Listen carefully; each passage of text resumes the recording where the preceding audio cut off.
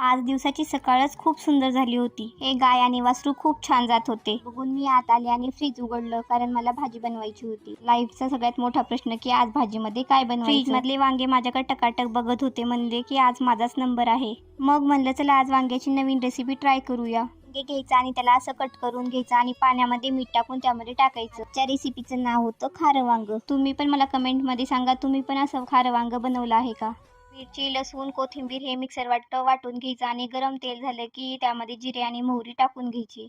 तर कडक फोडणी द्यायची आणि त्यामध्ये खोबरं टाकून घ्यायचं. या वर्षीचा तर उन्हाळा खूप कडक आहे. गॅस समोर गेले की आपल्याला तर खूप गरमी होते, पण आपल्याला साईडला बसून जमतच नाही. स्वयंपाक तर बनवावाच लागतो. छान असं खारं वांग तयार करून घेतलं. खूप मस्त झालं होतं.